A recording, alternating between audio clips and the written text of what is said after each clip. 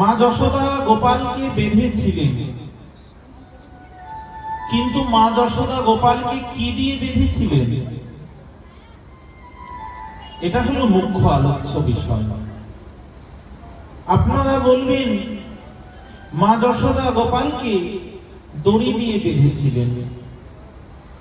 ভাগবতে উল্লেখ আছে, যখন মা গোপালকে বাঁধতে ইচ্ছা করলেন, সমস্ত রজ্জু একত্রিত করে তবুও বাঁধতে পারছিলেন না। তখন মায়ের মস্তক বন্ধনে ছিল, মায়ের মাথায় ছিল কেশ বন্ধনের পট্ট ডরিকা। আগের দিনের মায়েরা মাথার চুল বাঁধতেন পাটের দড়ি দিয়ে, পাটের ফিতে দিয়ে আর কি। তো সেই পাটের ফিতেটা খুলে মা সেটা সংযোজিত করে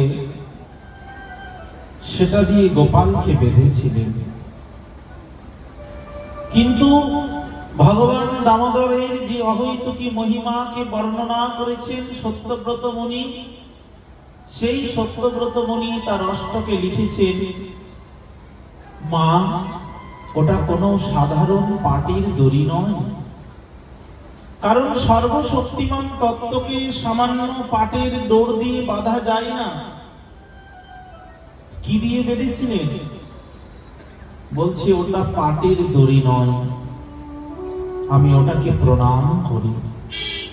নমস্তয়স্তু দামিনী স্ফুরদীপ্তি ধামিনী তদীয়োদরায়থ বিশ্বাস্য ধাম্নে নম রাধিকাयै তদীয় প্রিয়াयै নম অনন্ত লীলায় দেবায় তুভ্যম। নমস্তয়স্তু দাম্নে, আমি সেই দাম মানে রজ্জু, সেই দামটাকে আমি প্রণাম করি, ওই দড়িটাকে আমি প্রণাম করি। ওটা কোনো সাধারণ পাটের দড়ি নয়, তবে ওটা কি? বলছে ওটা হচ্ছে মা যশোদার বাৎসল্য প্রেম।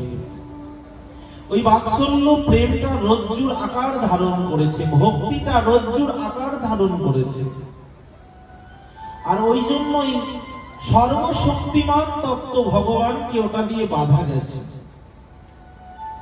ভগবান যিনি গিরিরাজ ধারণ করতে পারেন, যিনি মাত্র 6 দিন বয়সে এমন শক্তিশালিনী সেই বিকট আর রাক্ষসীর প্রাণ